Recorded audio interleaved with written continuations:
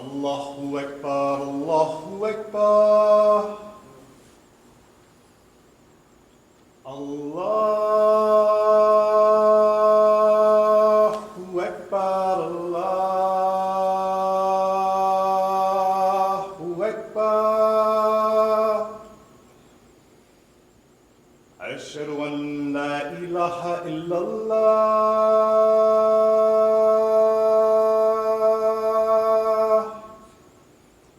أشهد أن لا إله إلا الله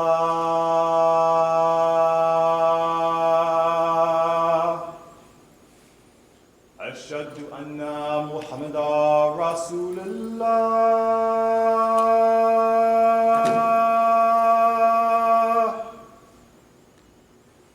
أشهد أن محمدا رسول الله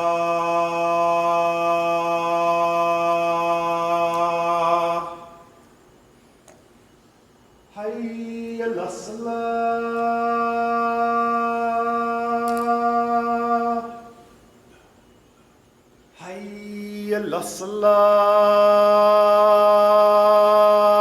الصلاة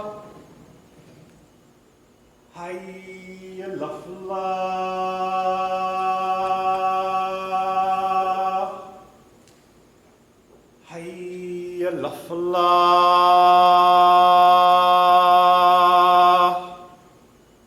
Allahu Akbar, Allahu Akbar. La ilaha illallah.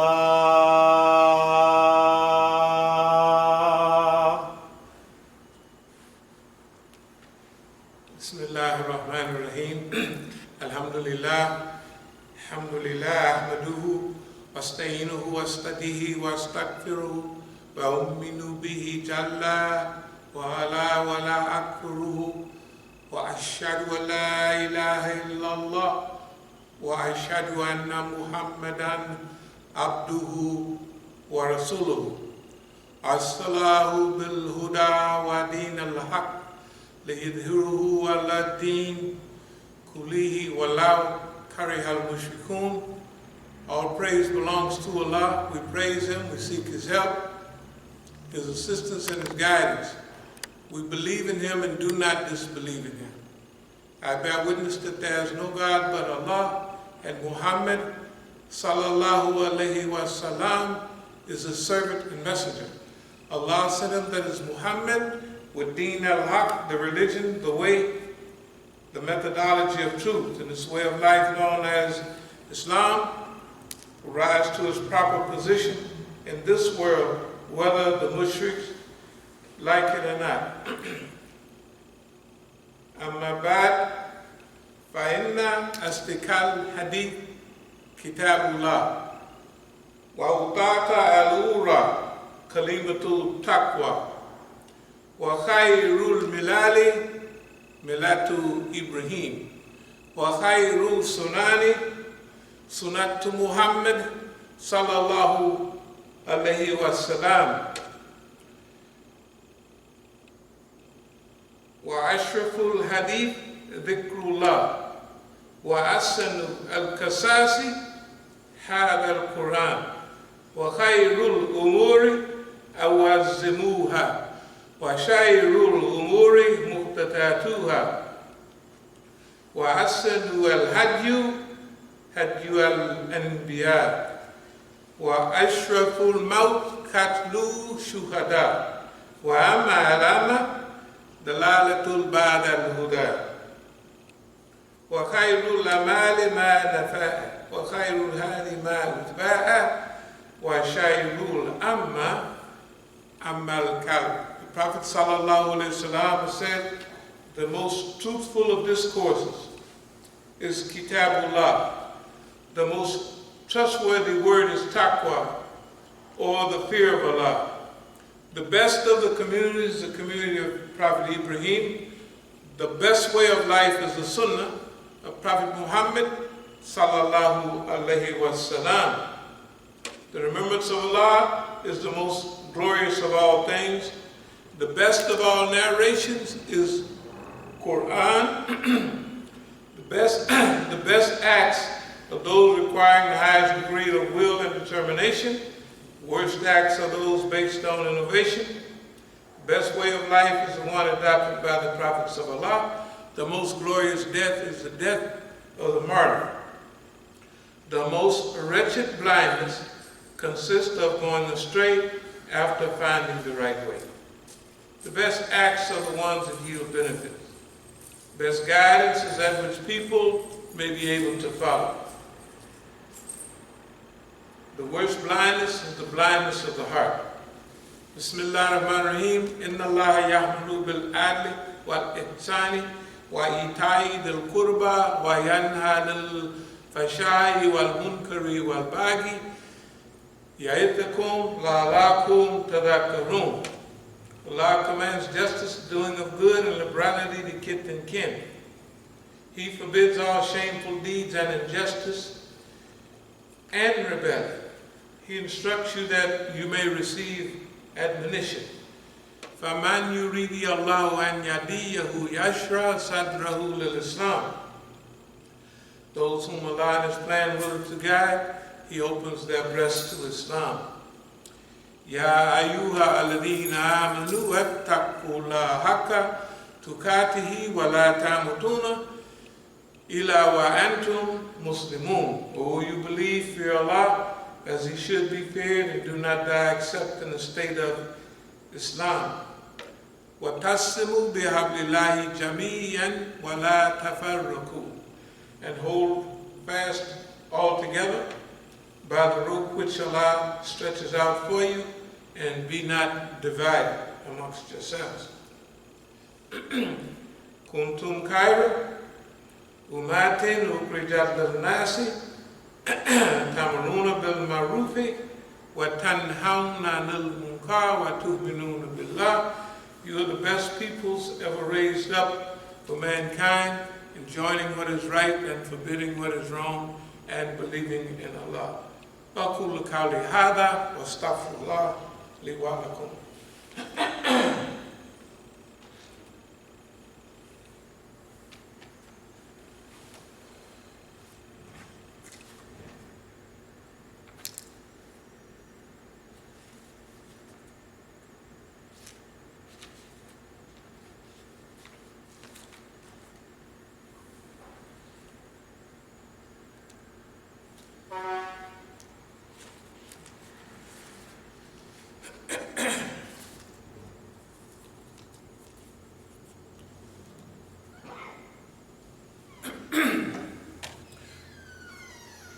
Bismillah ar-Rahman ar-Rahim.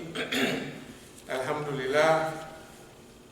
Alhamdulillah. Naduhu wa asta'inuhu. Astadihi wa astaghfiruhu. Wa uminu bihi jalla. Wa ala wa la akfuruhu. Wa ashhadu an la ilaha illallah. Wa ashhadu anna Muhammadan abduhu wa rasuluhu. Bismillah ar-Rahman ar-Rahim. Ya ayyuha alladhina amanu إذا لقيتم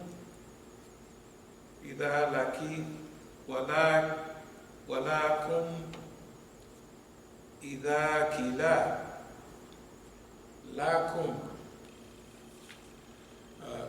لكم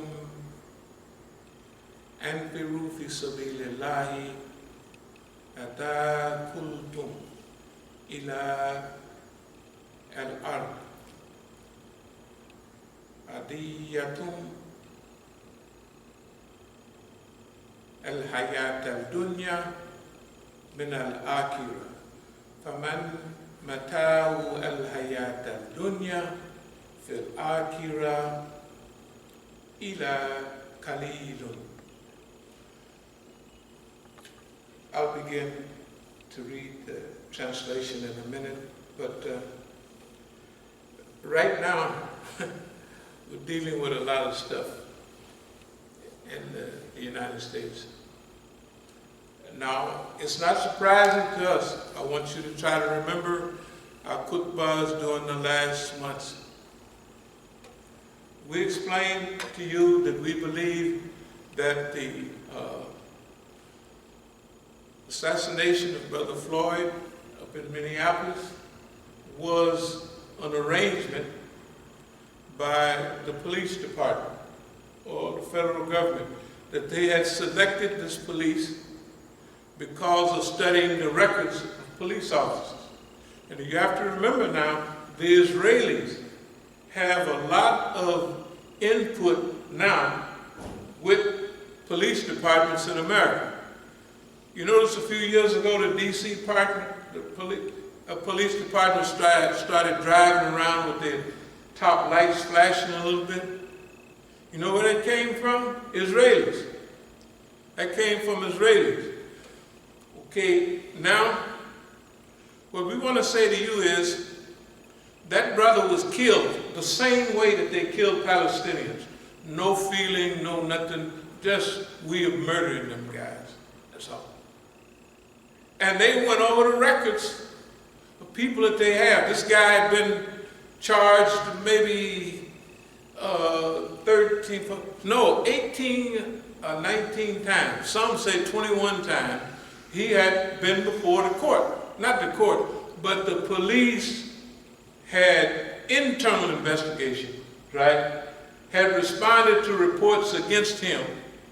So they knew what they was getting. They looked at his record and said, now this man would love to kill a nigga. Just love to. He would like it. You know what I mean? Now I told you about what we believe when he was killing the brother, he was playing pocket pool. And y'all know what pocket pool is. You gotta remember, he ain't moved his hand at all.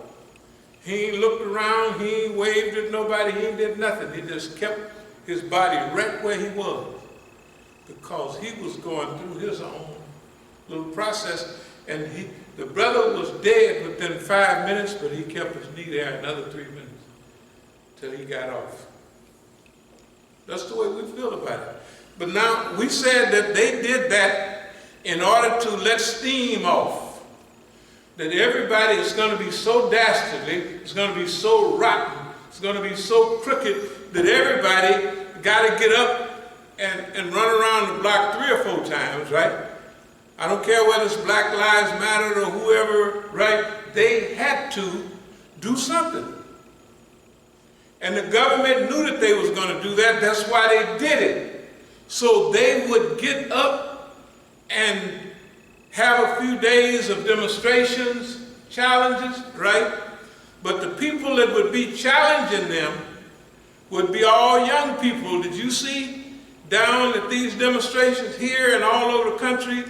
They didn't have no skilled leadership. Not only was there no Muslims, but there were no skilled black nationalists. What I mean is people who had demonstrations before. Like if we had a demonstration, or when we had demonstrations down there was always, number one, a spokesman, and there was a liaison between the police and us. And we met with them before the demonstration. And we would get from them, is there anything that's going to make y'all feel uncomfortable? And we'll look at it and see if that's still within our framework to do what we're going to do. If they say we don't want you to burn no Israeli flags, we'll say we ain't going to do that. We're going to burn us some Israeli flags today, right? And we would do that. Because that's part of why we're down there. If they would say, well, we don't want no destruction of property, we would say, you don't have to worry about that. And let us go a step further. This is a peaceful demonstration. We're not going to give you an excuse to come over here and bust us upside the head like some other demonstrations. I don't want to mention LA in 1984 and many others, where people infiltrate the group and start a fight with the police, so the police got probable cause to come bust you upside the head. We don't have that in our demonstrations. Think about it. None of them, no matter how many people it was, they were always orderly. Why? Because we come there to demonstrate. We don't come there to burn down nobody's house, right? And we're not going to allow, we say if anybody in our group come and do something like that, they're not with us. So you snatch them. Don't come running in our crowd. When they run in the crowd, don't you come running in there after, right? Like we did something. that's the way we would talk to them. But you know, at the first part of those demonstrations, you would see people burning police cars or something like that, and then that'd give the police probable cause to jump on the normal demonstrators. The other thing is, we used to go down there quite a bit, and we would do teach-ins, and we would tell the people that's there. Sometimes we'd be right in the middle of the crowd, there'd be thousands of people there, we have a little thing, and we'd be talking, and we would talk to them about teach-ins and about demonstrations that have been held for over 50 years, 60 years in America, and they always had, sometimes they had teach-ins.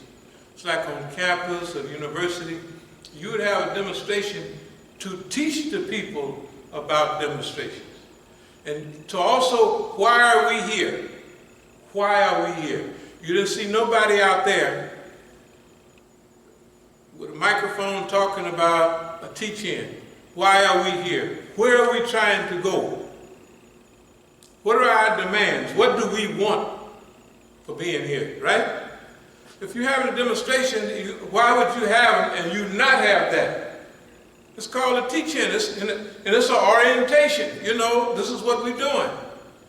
And so since they didn't have them, we didn't have any problem going down there just talking, and the people would listen. They say, hey, yeah, that makes sense.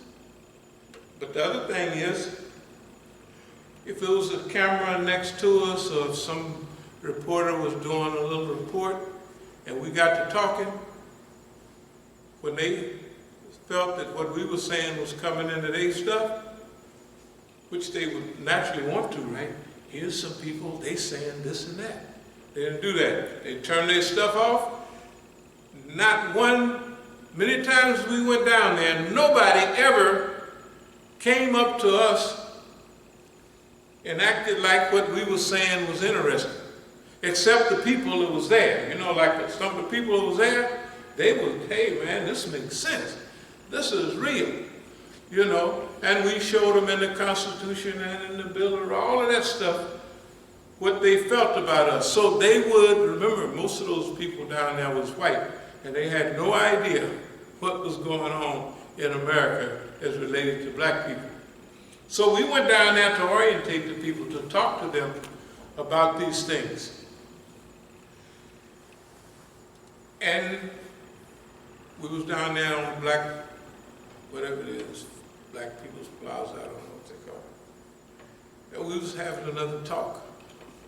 You know, the young people from Black Lives Matter, they walked right by us and looked, and they kept right on going, right on up the street, and they were looking mad. What was they mad about? Those young people was not the one sponsoring those demonstrations. They didn't have nothing. Them first demonstrations, they had food, water, everything out there, right? Plenty of it.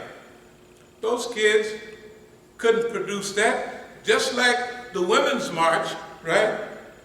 Over 1 million people couldn't produce all of them buses, cannot produce all of those people coming out. We participated in demonstrations. We know what it takes to make a successful demonstration.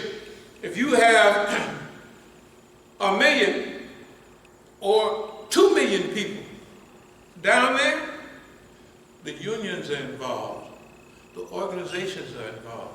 They got all them buses pulling it, right?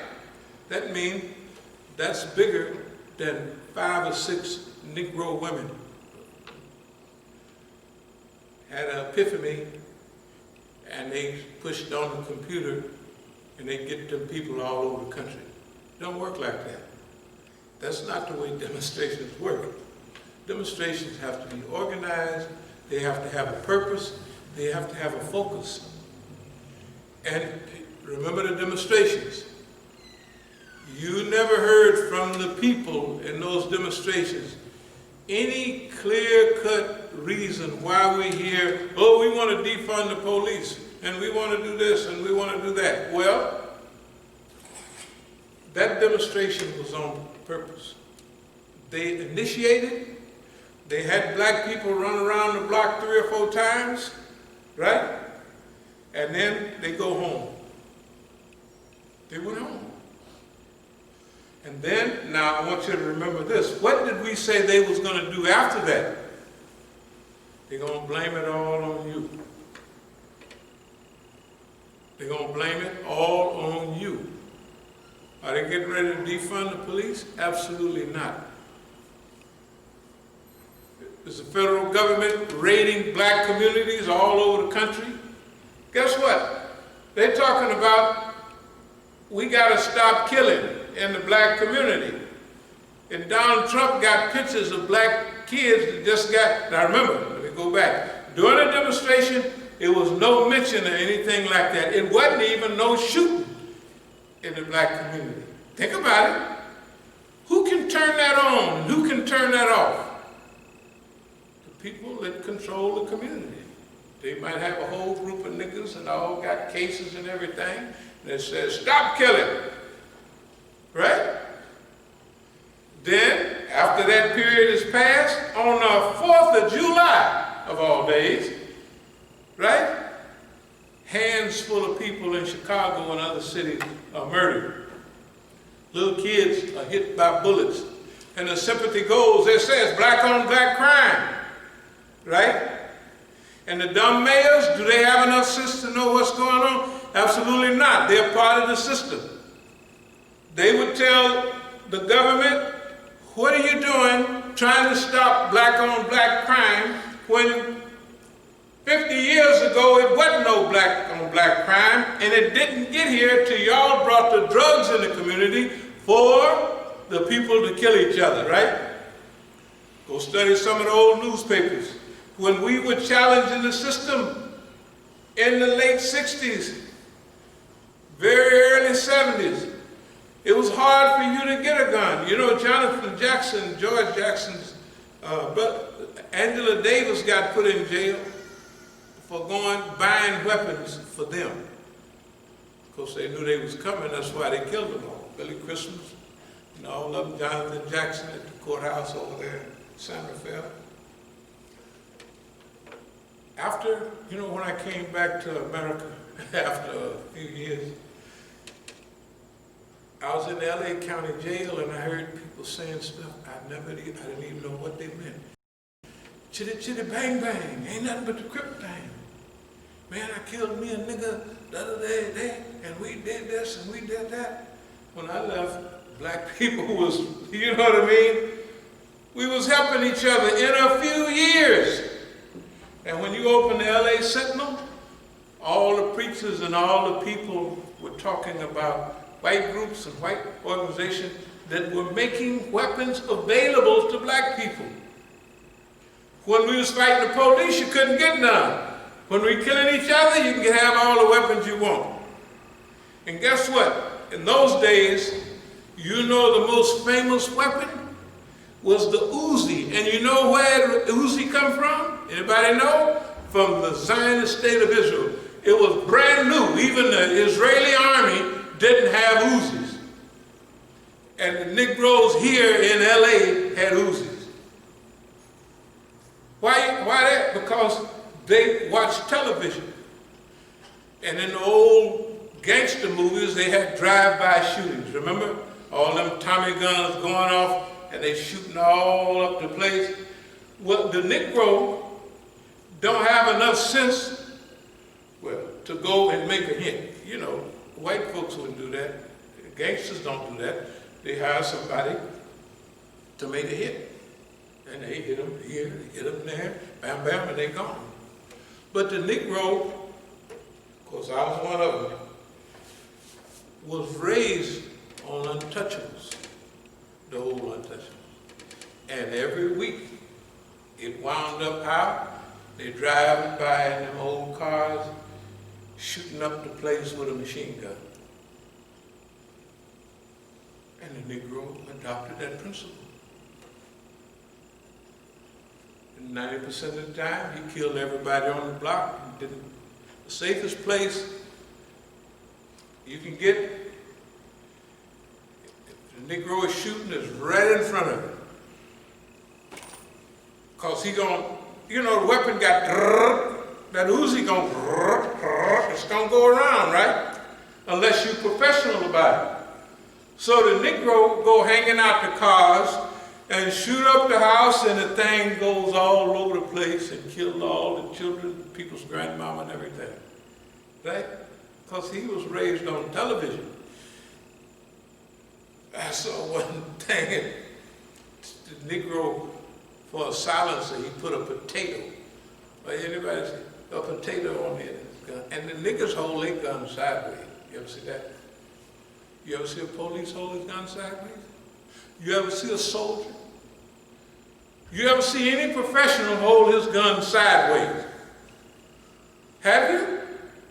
Who holds their gun sideways? The Negro. Because they didn't taught the Negro how. And then right out there, they selling dope. If a nigga step on their shoes, they'll blow him away, isn't that right?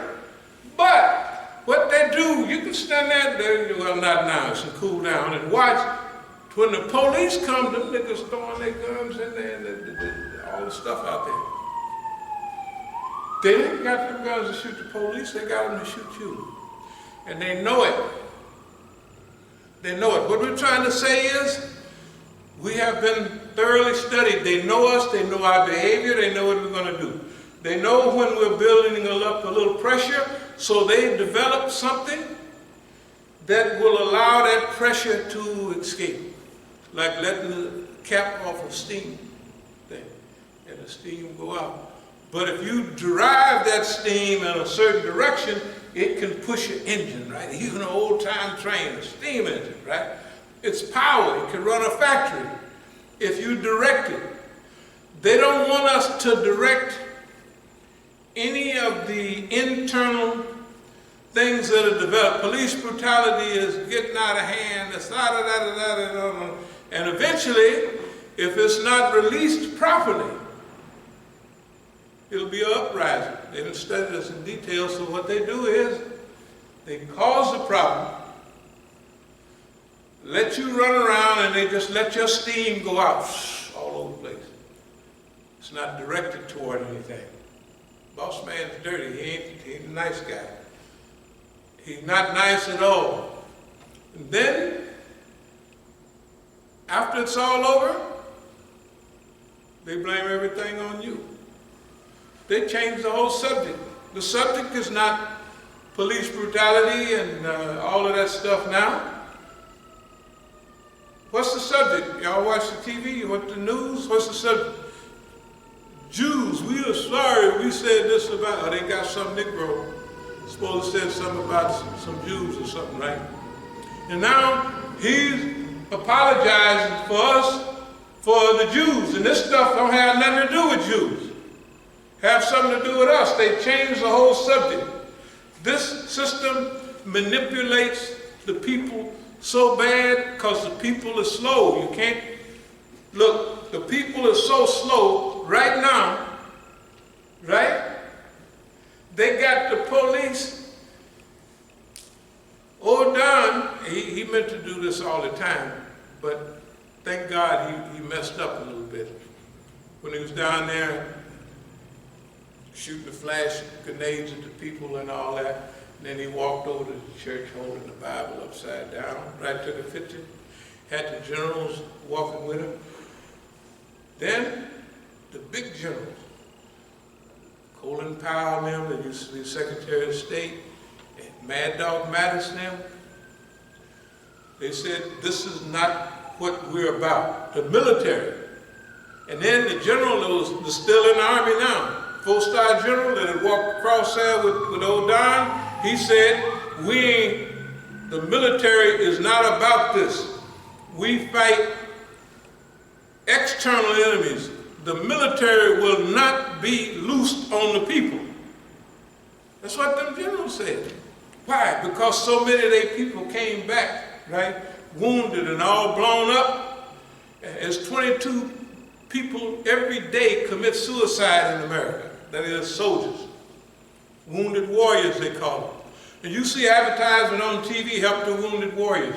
Why ain't the government helping? They come back here with their leg blowed off, their arm blowed off, and half a brain, and the government, a few years ago, it was 155,000 homeless veterans. And the old generals say, they don't like our boys. You ever hear them old crackers talk? Our boys, look how you did them. They come back here, sure, I have a fine job, I'm a general, but our boys come back here blowed up, and they'd be over at the Veterans Hospital crying. I got a guy in there. This is a real story. They want to make sure, or they're trying to force him to prove that he needs 100% disability. He have a leg blown off, he got an arm blown off, and he's missing one eye. And he's sitting there crying because of people. You're so stupid, you can't see that I'm 100% disabled? The hell is wrong with you people? That's down there at the hospital, right? Well, you fill out this one, you fill out a form, You can't hardly think, you know what I mean? That's the way they did the American troops when they came back from Iraq, both times. When they come back in 91, they were saying, man, we got some. They were using depleted uranium.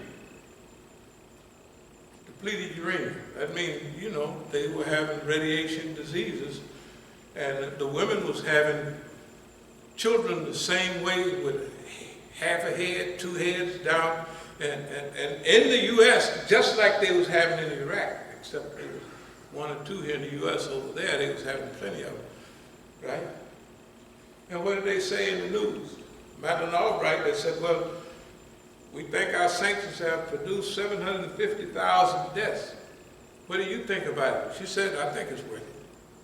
That's what she said. The white lady right there on the right, she said, I think it's worth it. I think 750,000 Arabs, so what? 750,000 Muslims. And then went over there right after that, weapons of mass destruction. What did they do? You find any weapons of mass destruction? Nothing. What did they give them troops when they got back? Homelessness, right? That's why 22 of them, post-traumatic syndrome, when they go over there, them kids are 20, some of them are 18, 19, 20, 21, and they go over there and they're killing real people, and they say, this is not a video game. You know, in a video game, you just blowing everybody up. And they get over there, and they have them sticking the barrel of their gun up a lady's dress and blowing her head off. Yeah. And they asked the psychiatrist, the one they set up down there at Fort Hood, Texas, they had him, a Muslim major, working, deprogramming them guys when they get back, and they're telling them all of this stuff. And they wonder why he opened fire and started killing them all. Because he's a Muslim, and you're telling him, yeah, when I was over there, I need help, I did this and I did that, and that's all he's hearing. Palestinian brother. What I'm telling you is this, dear believers. We have to, there's a whole group of people in America could tell you the same thing I'm telling you. And they've been doing it for decades, year in, year out. And they've become professional talkers about these things. They know what's been going on all along, but they have never done anything about it, right? So, it's our duty, As-Sabiqun, to get busy and do something about what we're living in, the society in which we're living. We call it nonviolent resistance and alternative resistance. We're not going to waste no time going down there trying to do nothing physically to nobody, because if you go down there, before you get down there, whoever you was going down there with and already told boss man that you're on the way. It's normal. Everybody knows it. That's the way America is. But in the meantime, all of this information has begun to saturate us. And America is like the rest of the world. They're crying out for help. When I say America, I mean the people. Remember, when we talk about America, it going down, we're talking about the system here, right? The oppressive system, not the people. Why? The people are our uncles, nieces, nephews, cousins, right? So if America collapsed, without the proper collapsing, they collapse too, right? So who wants their family to go through all that? No, we have to help rescue America, the people of America. You can't do nothing about the government. Well, you can, but that's going to take time. So here's what we're saying. Oh, you believe, what is the matter with you? That when you are asked to go forth in the cause of Allah, you cling heavily to the earth. Do you prefer the life of this world to the hereafter? But little is the comfort of this life as compared with the hereafter. So Allah subhanahu wa ta'ala is saying, oh, you who believe, that's me and you, what is the matter with you? When you witness all of these things going on, and you are now developing a responsibility to change it, because in the Quran, Allah says, I will not change the condition of a people until they change that which is in themselves.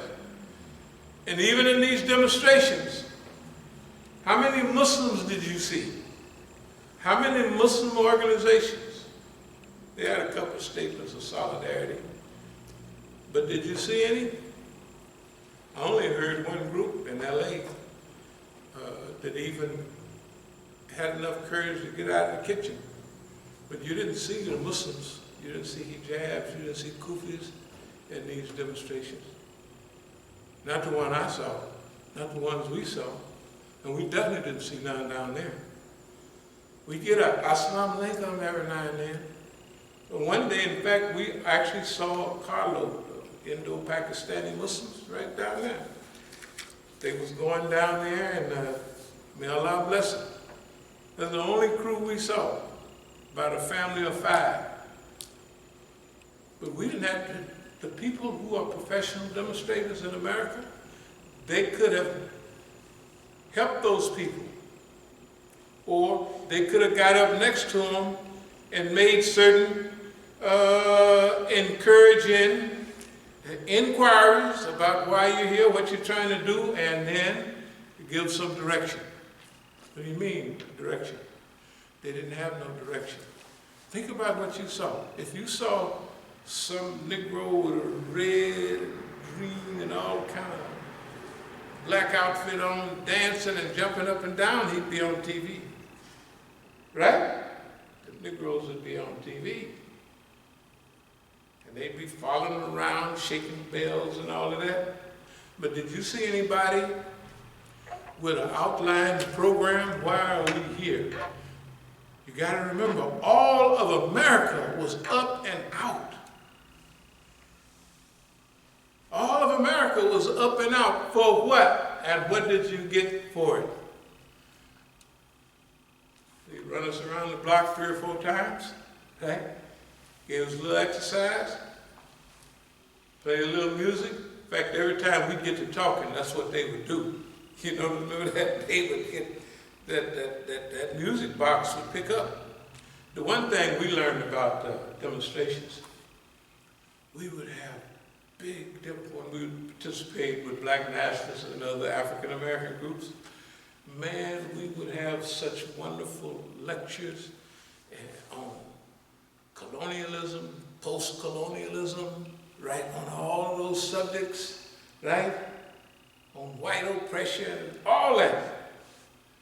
And then you could have 3 hours of that. Then when the band come on, what happens?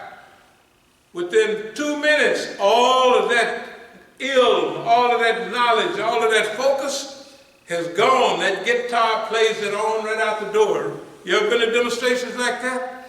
You have wonderful lectures, right? Wonderful direction. And they come up with the guitar and the tambourines and it's gone. See, they be playing games with us. They be playing big game. Now we can slow them down a bit. So the Quran is saying, oh, you believe, what is the matter with you when you are asked to go forth in the cause of Allah? You cling heavily to the earth. I mean, when you are asked to do something in the cause of Allah, right? In the cause of rescuing humanity from its own destruction, you cling heavily to the earth. Al-Hayat al-Dunya. But it says, Fil Akhirah, the next world is the best. Akhirah is the best, right?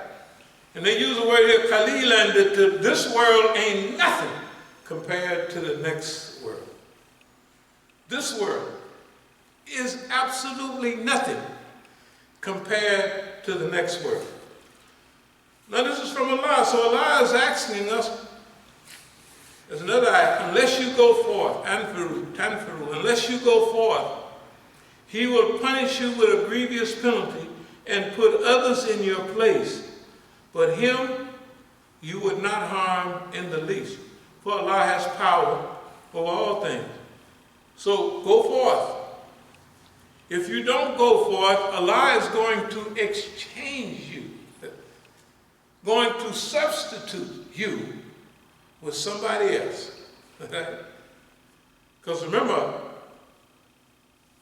for us, this is a big deal. For Allah, this is passing time. Time don't affect Allah. Me and you, we don't affect Allah.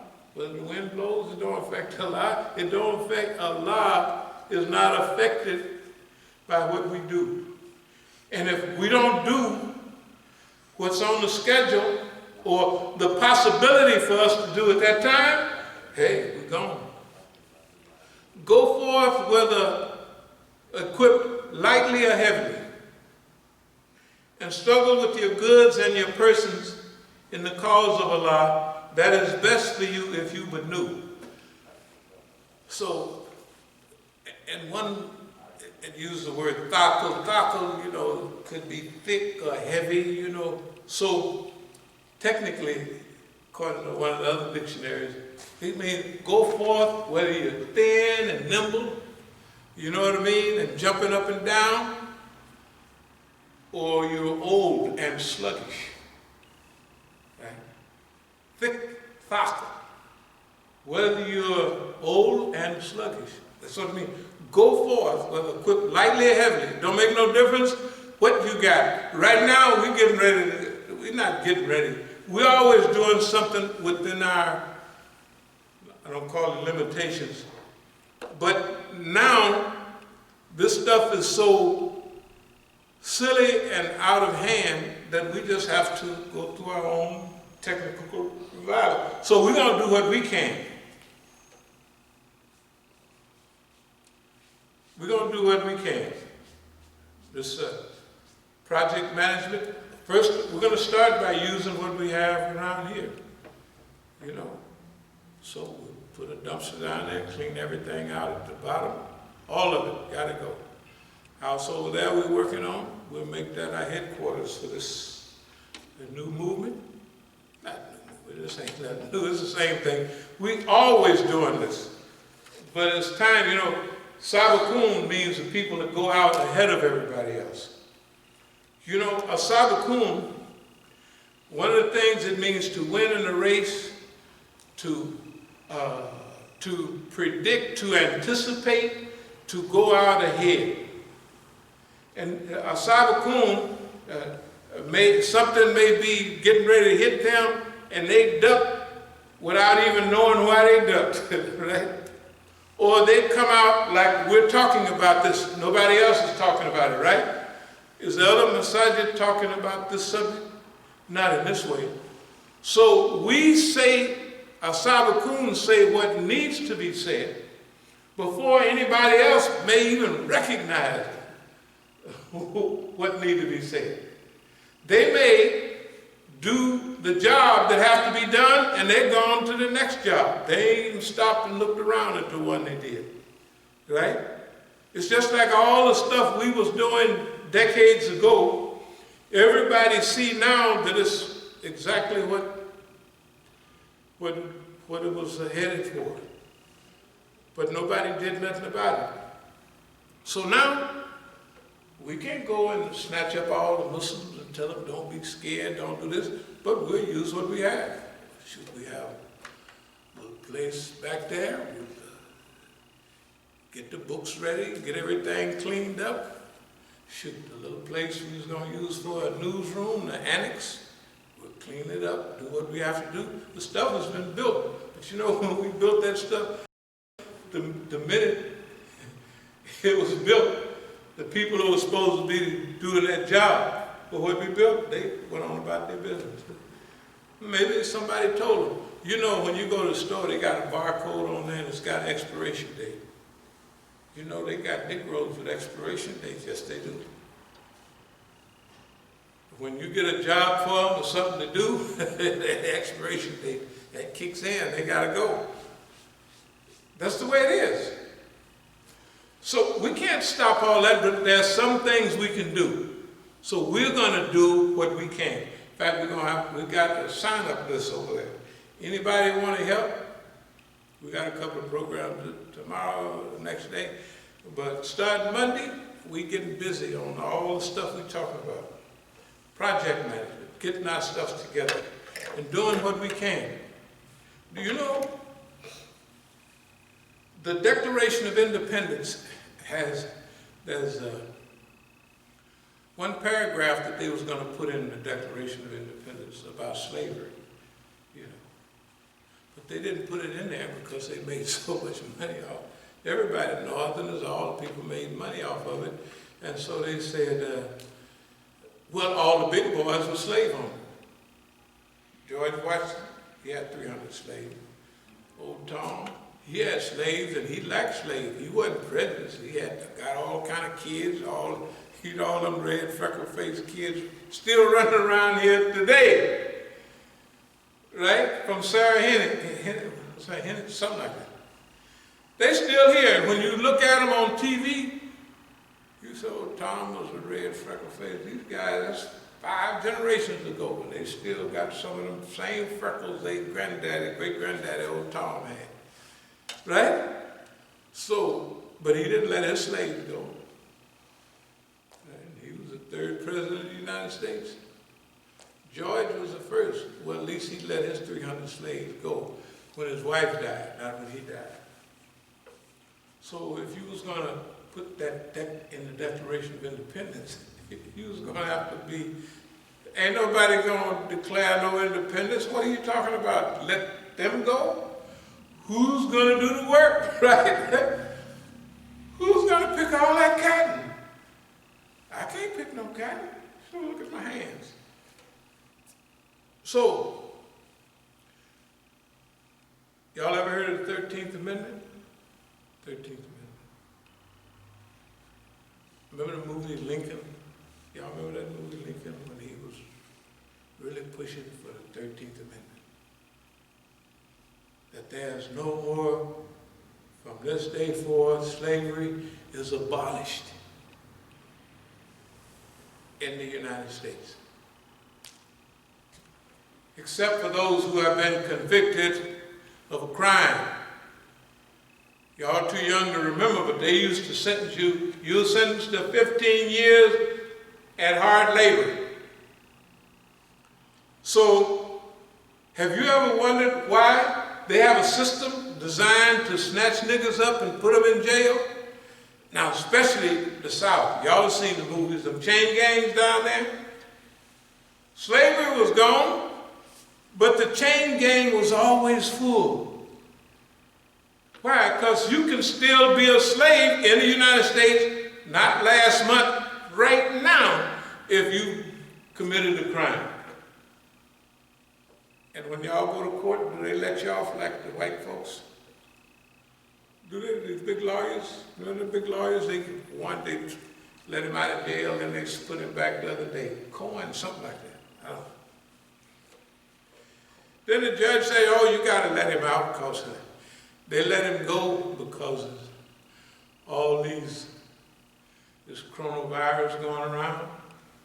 Well, they got 500 people down in the women's penitentiary in Louisiana. You see them let them go. Do you know of anybody? You know, Michael Vilkin, when I was in the pen, the judge, I just got, this is the junk bond king back in the 80s.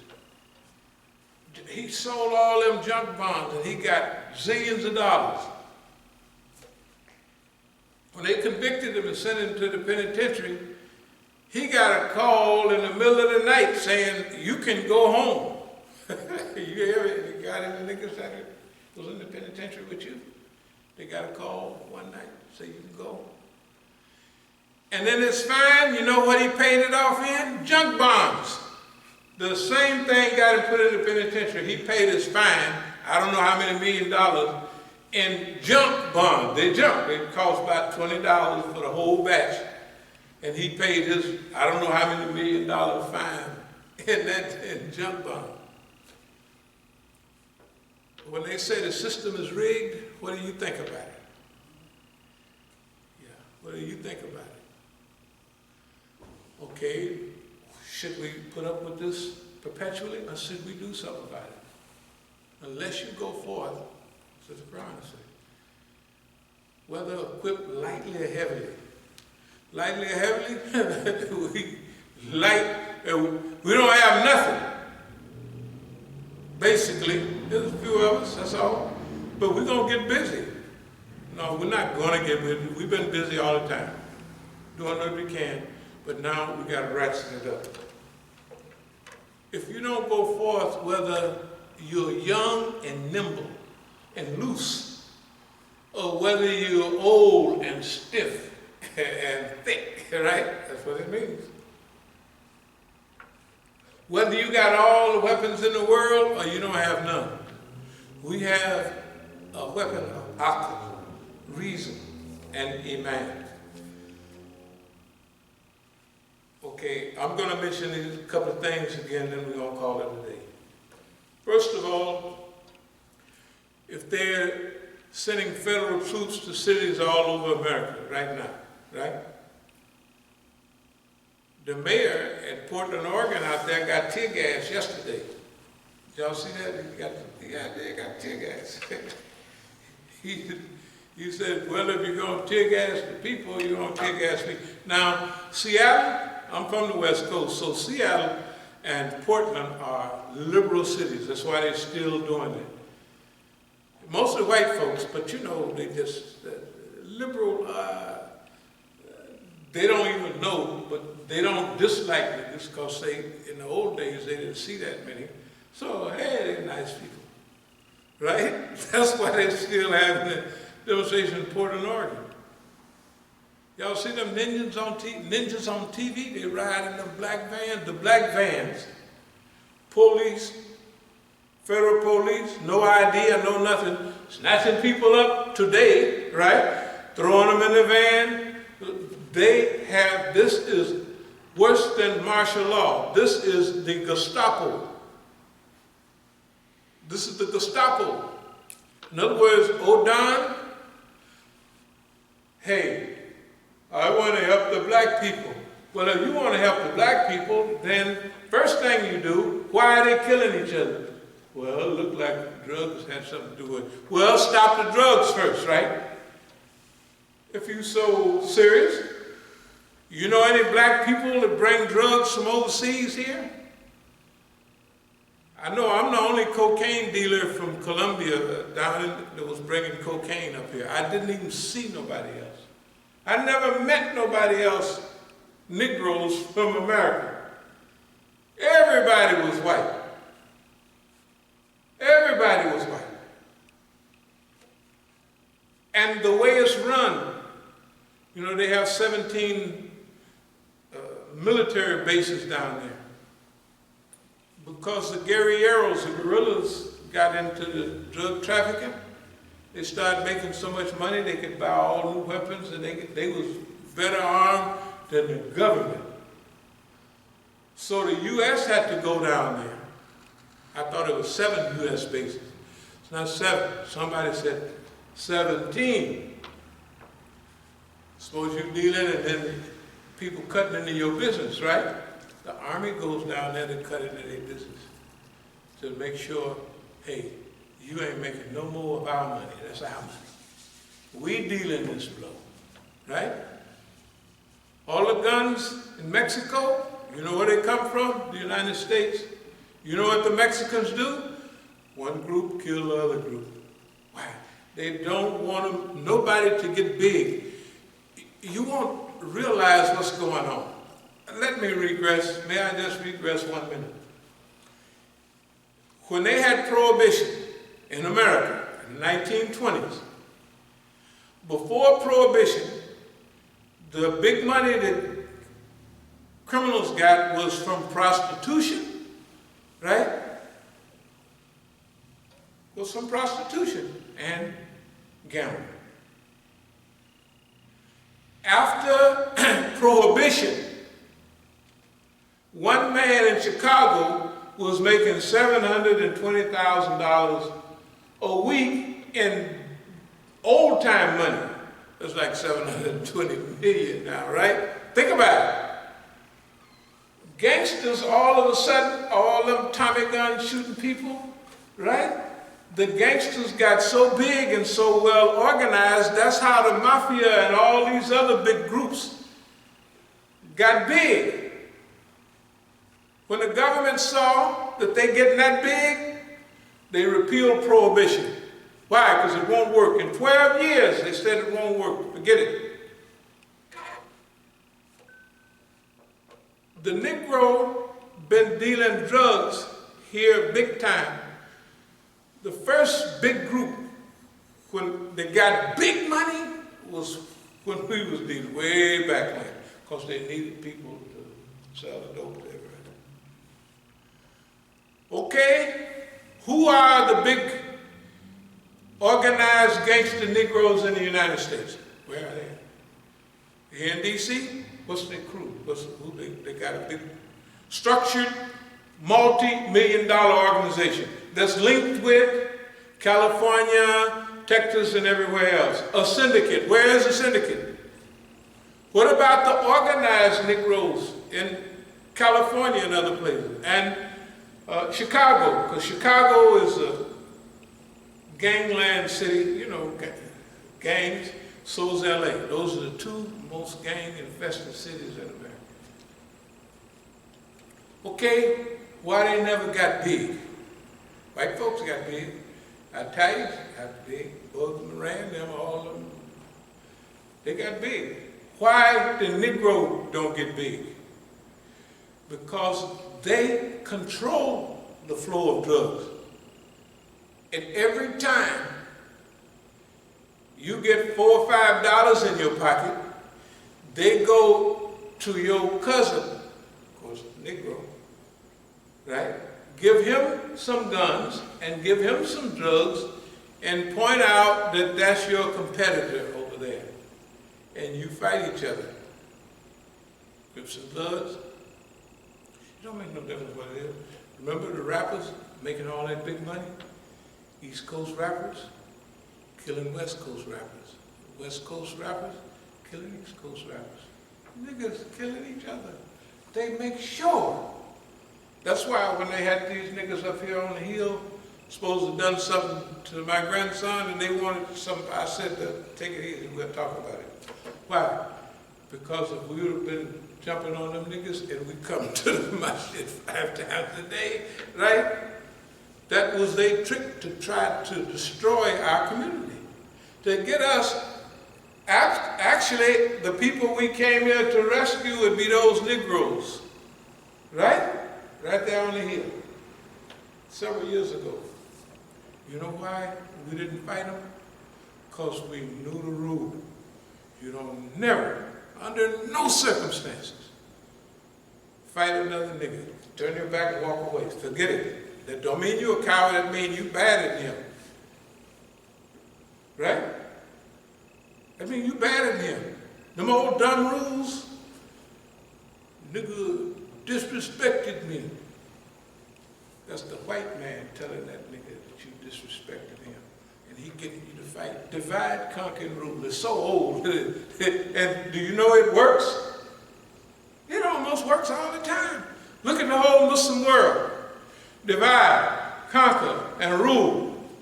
In every country we got several groups killing each other, running each other crazy, and slowing up our human progress.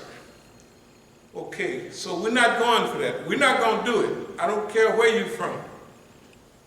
You from anywhere in Africa, it's easy in Africa because it's tribalism. So they got one tribe here, one tribe there, they're going to have you boys. Hundreds of tribes. Hundreds.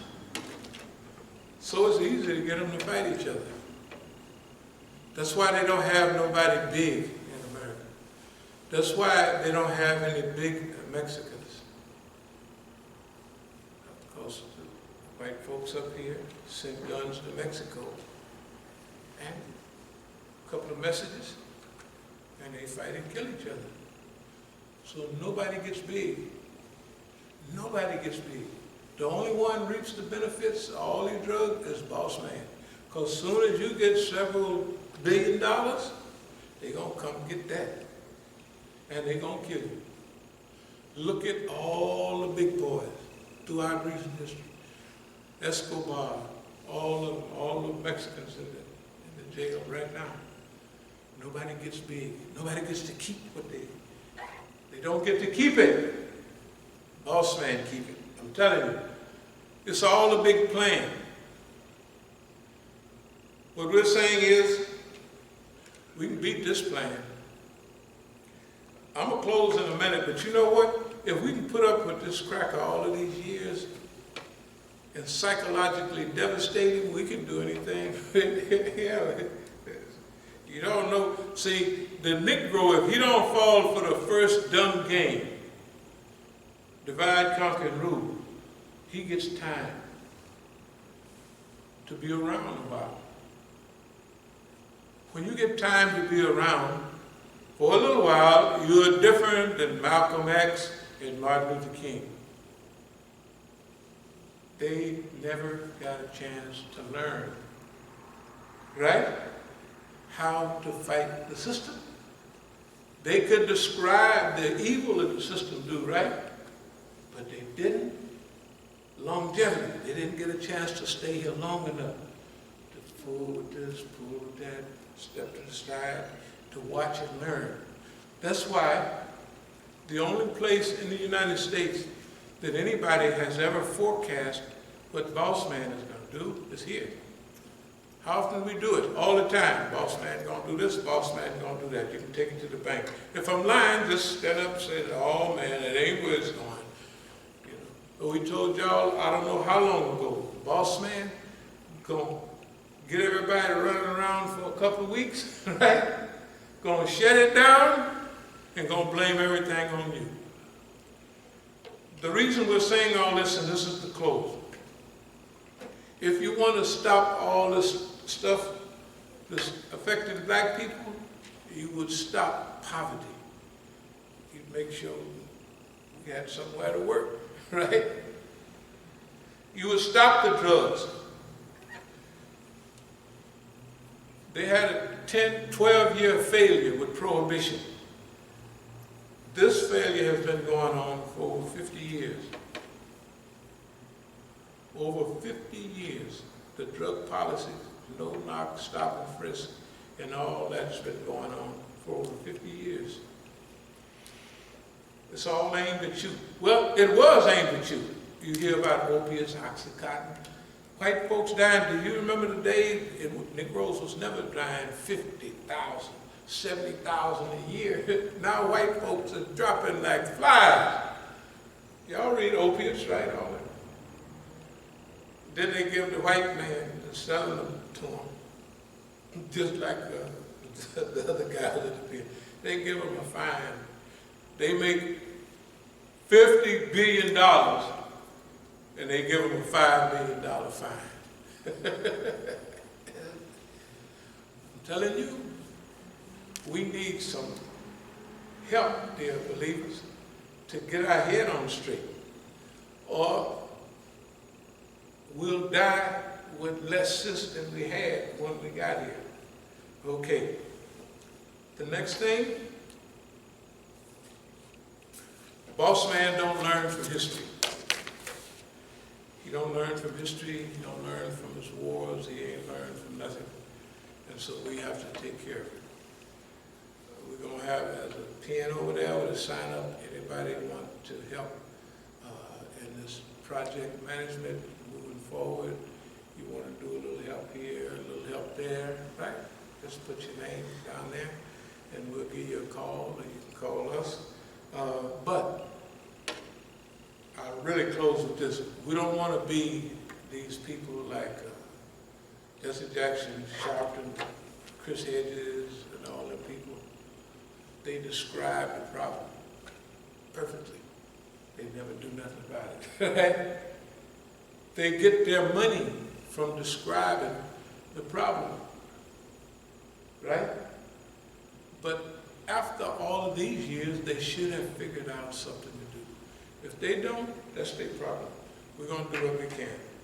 Oh Allah, we seek thy refuge from anxiety and grief. We seek thy refuge from lack of strength and laziness. We seek thy refuge from cowardice and niggardliness. We seek thy refuge from being overpowered by debt and the oppression of men. O Allah, suffice us with what is lawful. Keep from us what is prohibited. With thy grace, make us free from want of what is beside thee. Amen. Come at this time.